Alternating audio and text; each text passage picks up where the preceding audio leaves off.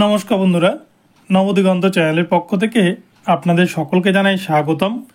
তো বন্ধুরা, আজকে সকালে গুড মর্নিং জানিয়ে আমি আপনাদের জন্য নতুন একটি প্রতিবেদন নিয়ে উপস্থিত হয়েছি। তো এখন আমি আপনাদেরকে যে আপডেটটি দিতে চলেছি সেটি হচ্ছে মাদ্রাসা সার্ভিস কমিশনের যে গ্রুপ ডি এর পরীক্ষা 2010 সালের যে পরীক্ষাকে কিন্তু সম্পূর্ণ প্রক্রিয়াকে বাতিল করেছে কলকাতা হাইকোর্ট, তার যে পরীক্ষার ডেট, সেই পরীক্ষার ডেট কিন্তু ঘোষণা করে দিল মাদ্রাসা সার্ভিস কমিশন কোর্টের নির্দেশ মতো।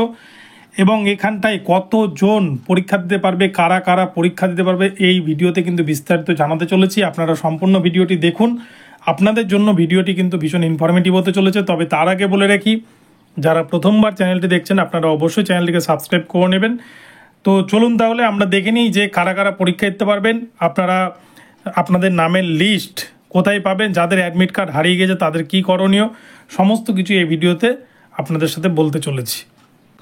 তো বন্ধুরা, এই পরীক্ষাটি হচ্ছে 2010 সালের মাদ্রাসা সার্ভিস কমিশন, ঠিক সেই সময় বাম শাসনের শেষ মুহূর্তে যে পরীক্ষা হয়েছিল 2010 সালের, বিজ্ঞপ্তি ছিল 2011 সালে পরীক্ষা হয় এবং তারপরে কিন্তু তৃণমূল সরকার চলে আসে এবং সেক্ষেত্রেই এই গটপাকায় এবং সেক্ষেত্রে পুরো যে নিয়োগের প্যানেল, সে প্যানেল নিয়ে কিন্তু দুর্নীতির অভিযোগ ওঠে এবং সেক্ষেত্রে প্রায় 98,000 মতো ক্যান্ডিডেট পরীক্ষাতে বসেছিলেন এবং তার মধ্যে প্রায় 74,000 মতো ক্যান্ডিডেট তারা কিন্তু রিটেন পরীক্ষায় পাশ করলেও তারা সেই রিটেন এক্সাম দিতে পারেননি এবং সেই অভিযোগে তারা কিন্তু কলকাতা হাইকোর্টের দ্বারস্থ হন।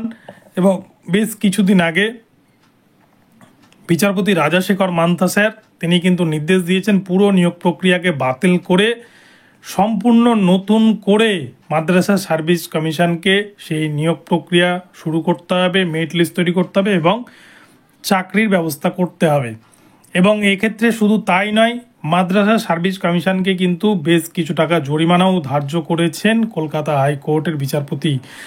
তো এই বিষয় নিয়ে কিন্তু কলকাতা হাইকোর্টের রোষের মুখে পড়ে মাদ্রাসা সার্ভিস কমিশন। তারা কিন্তু তাদের যে দুর্নীতির জায়গা, সেই জায়গাটা ঢাকতে পারেনি। এর মধ্যে বেশ কয়েকটি চেয়ারম্যান কিন্তু ইতিমধ্যে চেঞ্জ হয়ে গেছে মাদ্রাসা সার্ভিস কমিশনের, যার জন্য বিষয়টা কিন্তু আরও ওই কোর্ট পাকিয়ে যায়।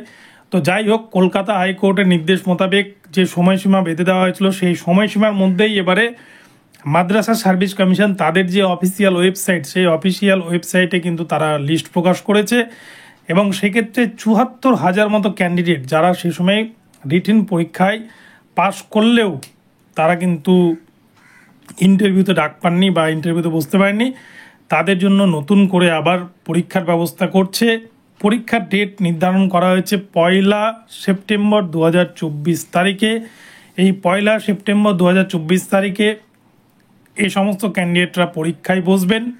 তো এখন বিষয় হলো, যাদের অ্যাডমিট কার্ড হারিয়ে গিয়েছে 2010 সালের পরীক্ষা 2024 সাল 14 বছর পরে এসে হচ্ছে, স্বাভাবিকভাবেই কিন্তু অ্যাডমিট কার্ড হারিয়ে যাওয়াটাই স্বাভাবিক বা অনেকেরই হয়তো খুঁজে পাচ্ছেন না। তো সেক্ষেত্রে কি করণীয়, আপনারা মাদ্রাসা সার্ভিস কমিশনের অফিসিয়াল ওয়েবসাইটে যাবেন, সেখানে কিন্তু লিস্ট দেওয়া আছে। সেই লিস্টে আপনি দেখে নিতে পারবেন আপনার নাম রয়েছে কি না।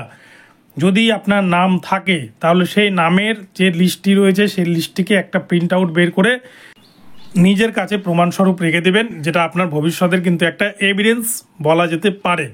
তাহলে কিন্তু যাদের অ্যাডমিট হারিয়ে গেছে তাদের আর কোনো রকমের সমস্যা হওয়ার কথা নয়। তো 1 সেপ্টেম্বর 2024 তারিখে সকলেই পরীক্ষায় বসছে। তো সকলের জন্যই শুভকামনা রইল, সকলে ভালোভাবে পরীক্ষা দিন। এখানে কিন্তু একটা রাজ্য সরকারের গ্রুপ ডি পদে চাকরি পাওয়ার একটা সুবর্ণ সুযোগ। যারা সেই সময় আবেদন করেছিলেন এখানে শুধু তারাই পরীক্ষায় বসতে পারবেন, আদারওয়াইজ ফ্রেশার ক্যান্ডিডেট কেউ কিন্তু এখানে ঢুকতে পারবেন না। তো এই বিষয়টা নিয়ে মাদ্রাসা সার্ভিস কমিশন তারা কিন্তু ইতিমধ্যে নোটিশও জারি করেছে তাদের অফিসিয়াল ওয়েবসাইটে। আপনারা কাইন্ডলি সেই অফিসিয়াল ওয়েবসাইটে গিয়ে সমস্ত নোটিশটা দেখে নেবেন। তো যারা যারা পরীক্ষা দিচ্ছেন আপনারা ভালো করে প্রিপারেশান নিন। সেখানে কিন্তু সমস্ত কিছু সিলেবাস থেকে আরম্ভ করে পরীক্ষা পদ্ধতি সমস্ত কিছু দেওয়া রয়েছে, আপনারা সেটা দেখে নেবেন। তো আপনাদেরকে আপডেটটি আমি এখন জানালাম। আপনাদের ভিডিওটি ভালো লাগলে অবশ্যই চ্যানেলটিকে সাবস্ক্রাইব করে দেবেন আর এই ধরনের আপডেট প্রতিনিয়ত পেতে আমার চ্যানেলটিকে ফলো করতে থাকুন। ধন্যবাদ সকলকে, সকলে ভালো থাকবেন। পরবর্তীতে আবারও নতুন আপডেট নিয়ে আসবো আপনাদের জন্য। দেখা হবে পরবর্তী ভিডিওতে। ধন্যবাদ।